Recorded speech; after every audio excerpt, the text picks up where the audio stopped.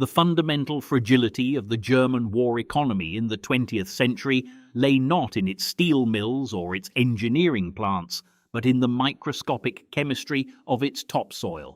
In the years leading up to World War II, the agricultural strategy of the National Socialist regime, directed by the Reich Ministry of Food under Richard Walter Darré and his ambitious State Secretary Herbert Backe, was obsessed with the concept of agricultural self-sufficiency or Nährfreiheit. This ideological crusade was driven by a deep historical fear of the British naval blockade of World War I, which had silently starved nearly 750,000 German civilians during the infamous turnip winter of 1916 and 1917. However, the regime's attempts to engineer a self-sustaining agrarian empire were fundamentally at odds with the laws of biological thermodynamics. A modern, high-yield agricultural sector is not a closed cycle of soil and labor. It is a highly sensitive chemical engine that requires massive, continuous inputs of external energy and minerals to sustain the artificial crop yields necessary to feed an urbanized industrial workforce. The primary chemical pillar of this agricultural engine was nitrogen, a biological building block that is essential for the synthesis of plant proteins and the rapid growth of crops. Historically, Germany and the rest of Europe had been dependent on the importation of natural sodium nitrates from the arid deserts of Chile, a maritime lifeline that was highly vulnerable to naval interdiction. The development of the Haber-Bosch process by German chemists Fritz Haber and Carl Bosch in the early 20th century appeared to have permanently resolved this bottleneck. By using high-pressure steel synthesis towers to combine atmospheric nitrogen with hydrogen gas under immense pressure and heat, Germany could mass-produce synthetic ammonia, which was then converted into ammonium nitrate for use as agricultural fertilizer. This technological triumph is masterfully analyzed by Václav Smil in Enriching the Earth, Fritz Haber, Carl Bosch, and the Transformation of World Food Production, published by the MIT Press in 2001. Smil demonstrates that the Haber-Bosch process effectively detached German crop yields from the natural limits of the soil, allowing the agricultural sector to feed millions of citizens who would have otherwise faced starvation. Yet, this chemical miracle contained a hidden, fatal strategic bottleneck that would haunt German planners throughout the war. The synthetic ammonia produced by the Haber-Bosch process was not only the foundation of agricultural fertilizer, but also the indispensable precursor for every single type of military explosive, from TNT and smokeless powder to nitrocellulose and RDX. The moment Germany declared war in September 1939, the military-industrial complex and the agricultural sector entered into a direct cannibalistic competition for the nation's limited synthetic nitrogen capacity. As Adam Tooze documents in The Wages of Destruction, the German High Command immediately seized control of the nitrogen allocation, prioritizing the production of artillery shells and infantry ammunition over the needs of the fields. Consequently, the allocation of synthetic nitrogen fertilizer to German farms plummeted by over 40% in the first year of the war alone. Deprived of the artificial chemical inputs that sustained their high yields, the overfarmed soils of Brandenburg, Pomerania, and East Prussia began to experience rapid mineral exhaustion, causing crop yields to enter a terminal downward spiral that no amount of peasant labor could arrest. This nitrogen crisis was compounded by an even more absolute, geologically unresolvable bottleneck, the supply of natural phosphates. While nitrogen could be synthesized from the air using immense quantities of coal and electrical energy, phosphorus is a finite mineral resource that must be mined from natural geological deposits. Phosphorus is vital for the development of healthy plant root systems and the rapid ripening of seeds, and without it, crops like rye, wheat, and potatoes suffer from stunted growth and highly reduced starch content. Germany possessed virtually no domestic deposits of high-grade phosphate rock, relying entirely on maritime imports from the United States and, more importantly, the vast phosphate mines of French North Africa, in Morocco, Algeria, and Tunisia. The moment the British Royal Navy established its maritime blockade in September 1939, these vital phosphate shipments were severed overnight. This geological blockade, combined with the diversion of synthetic nitrogen to munitions factories, left German agriculture in a state of terminal mineral starvation, setting the stage for a silent subterranean collapse in the caloric output of the German homeland that would ultimately decide the outcome of the war. While the mineral starvation of German soil was silently eroding crop yields from below, the Allied maritime blockade struck a direct, devastating blow against the structural foundations of German animal husbandry from across the seas. To understand the gravity of this disruption, one must examine the complex globalized supply chains that sustained the livestock industry of Central Europe in the decades leading up to 1939. A high-yield dairy and meat sector is fundamentally dependent on an abundance of high-protein feed concentrates, which are necessary to maximize milk production in dairy cows and to accelerate the growth and fat accumulation of pigs. Germany, with its limited domestic land area and cold, damp northern climate, could not produce these protein-rich feeds in sufficient quantities. Instead, the nation was deeply integrated into a global maritime trade network, importing millions of tons of oilseeds, predominantly soybeans from Manchuria, linseed from Argentina, and groundnuts from West Africa, along with massive quantities of high-protein fish meal from Scandinavia and the North Sea. The strategic and nutritional significance of these imports is analysed with exceptional clarity by Lizzie Collingham in her landmark study, The Taste of War, World War II and the Battle for Food, published by Penguin Books in 2011. Collingham demonstrates that these imported oilseeds served a dual purpose in the German war economy, representing both a vital source of high-protein livestock feed and the primary raw material for the production of industrial and edible fats. When the oilseeds were crushed in German mills, they yielded liquid oils that were processed into margarine and cooking fats for human consumption, while the remaining solid residue, known as oil cake, was distributed to dairy farmers to feed their herds during the barren winter months. The moment the British Ministry of Economic Warfare enforced the naval blockade, this massive global inflow of protein and fat was severed. The Royal Navy established a series of patrol lines in the North Sea and the English Channel, intercepting all neutral shipping and systematically denying the German Reich access to the transatlantic and global agricultural markets. The immediate consequence of this naval encirclement was the rapid systemic collapse of the German dairy and swine industries. Deprived of high-protein oil cake and Scandinavian fish meal, German dairy cows experienced a dramatic decline in milk yields, with average production per cow dropping by over 30% by 1941. To make matters worse, the regime was forced to implement a drastic, highly counterproductive policy known as the pig slaughter, Schweineschlacht, mimicking the disastrous tactical errors of World War I.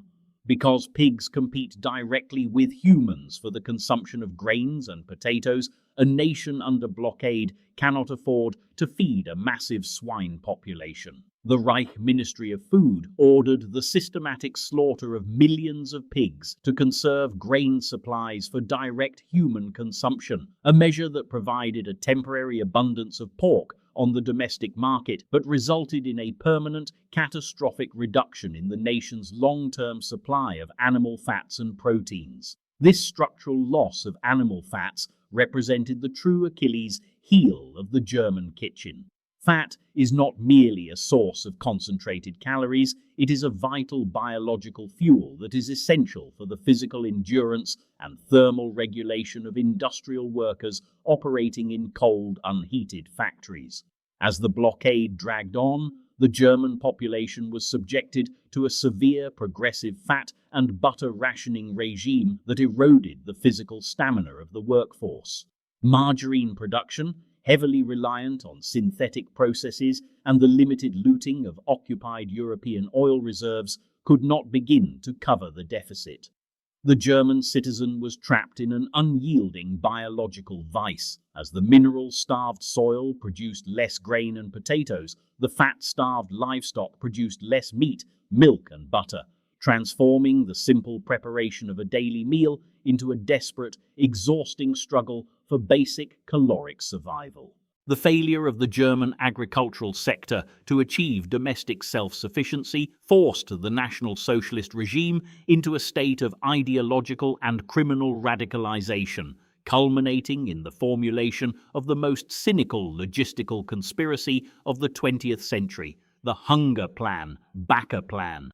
Conceived in the spring of 1941 by Herbert Backe, the brilliant but fanatical State Secretary of the Reich Ministry of Food, the Hunger Plan was designed to resolve Germany's domestic food crisis by systematically starving millions of Soviet citizens to death. Backe's strategic calculations were grounded in a cold mathematical analysis of European agricultural geography and population density. He recognized that the vast, highly fertile black earth zones of Ukraine and southern Russia produced an immense agricultural surplus, but that this surplus was historically consumed by the rapidly growing urban populations of northern Russia, including Moscow and Leningrad. To secure this surplus for the German war machine and the domestic home front, Backe proposed a simple clinical solution. The Wehrmacht would cordon off the grain-producing southern regions, sever all transport links to the industrial north, and divert the entire agricultural output of Ukraine directly to Germany, leaving the northern urban centers to starve. This genocidal strategy is documented with chilling detail by Adam Tooze in The Wages of Destruction and by Gesine Gerhard in Nazi Hunger Politics, A History of Food in the Third Reich, published by Roman and Littlefield in 2015. Tooze and Gerhard demonstrate that the Hunger Plan was not an incidental byproduct of military operations, but a foundational, pre-calculated blueprint for the entire invasion of the Soviet Union.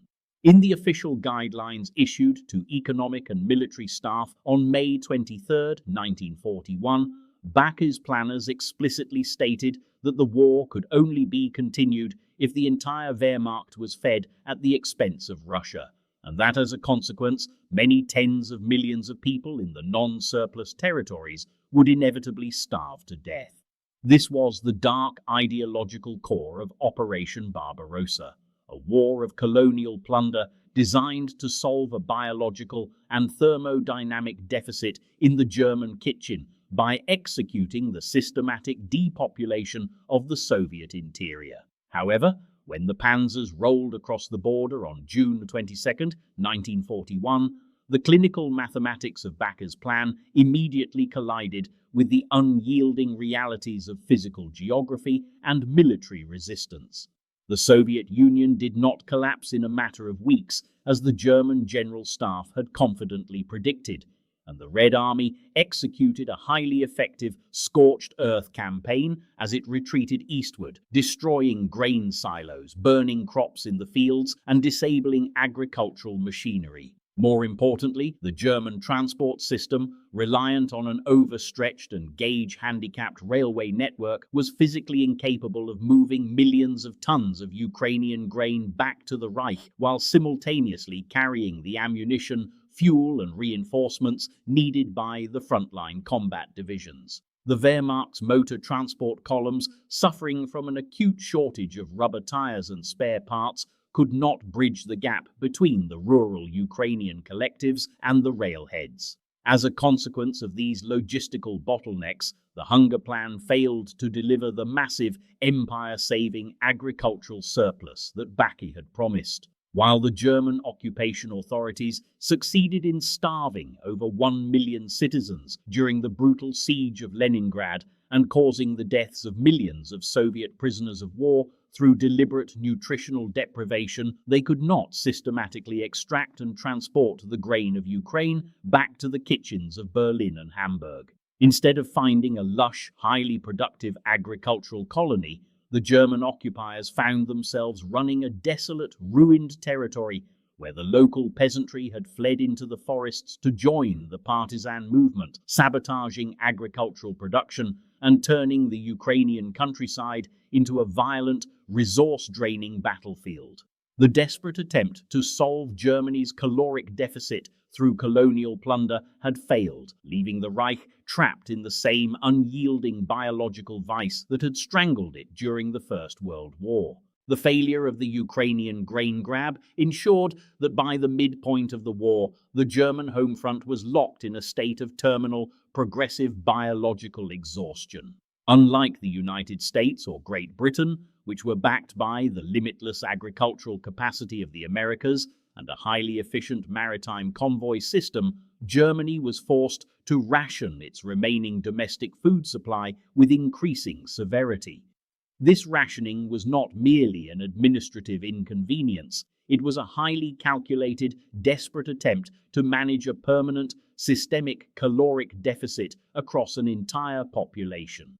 As Lizzie Collingham observes in The Taste of War, the German food ration was structured along rigid racial and class hierarchies, with heavy industrial workers and the military receiving the highest allocations of fat and protein, while the general civilian population, occupied peoples, and marginalized groups were subjected to slow, systematic starvation. Yet despite the ruthless exploitation of occupied Europe, where the Reich systematically plundered the grain of France, the dairy of Denmark, and the livestock of Poland, the biological limits of the German kitchen could not be bypassed. By 1943, the official civilian food ration in Germany had dropped to approximately 1,800 to 2,000 calories per day, representing a significant decline from the pre-war average of 3,000 calories. This deficit was particularly acute in the supply of vital micronutrients and lipids. The lack of butter, lard, and cooking oils meant that the German diet became increasingly monotonous and carbohydrate-heavy, consisting predominantly of potatoes, low-grade rye bread, and cabbage. This nutritional decline had an immediate, measurable impact on the nation's industrial productivity. In the coal mines of the Ruhr Valley and the steel foundries of Essen, the physical output of the workforce began to plummet in direct proportion to the reduction in their caloric intake. A human body operating under the laws of biological thermodynamics cannot produce physical work without a corresponding input of metabolic energy, and no amount of Gestapo terror or National Socialist propaganda could force a starving miner to shovel coal. This biological decline was dramatically accelerated by the onset of the Allied strategic bombing campaign. The systematic destruction of German cities did not merely disrupt military production, it completely shattered the fragile, localized municipal infrastructure that distributed food to the urban populations. Cold storage warehouses, central bakeries, milk pasteurization plants, and railway transport junctions were reduced to rubble, making the preservation and transport of perishable foodstuffs a physical impossibility. In the final, desperate winter of 1944 and 1945, the German distribution system collapsed entirely, and the civilian population was reduced to a state of primitive, localized subsistence, scavenging for frozen potatoes in the ruins of bombed-out cities and relying on a flourishing black market to survive. Ultimately, the Allied maritime blockade won the war not through a sudden, spectacular fleet engagement, but through a slow, silent, and unyielding victory in the German kitchen. By starving the soil of minerals, the livestock of protein, and the population of fats and calories, the blockade shattered the biological foundation of the German war effort. When the Wehrmacht finally collapsed in May 1945, it was not merely because its armies had been defeated on the battlefield, but because the entire social and industrial fabric of the nation had run out of biological fuel. The caloric collapse of the Third Reich remains a powerful historical testament to the absolute supremacy of logistics, resource flow, and agricultural geography over military ideology and tactical virtuosity, proving that in the terminal mathematics of global war, the plough is ultimately as decisive a weapon as the sword.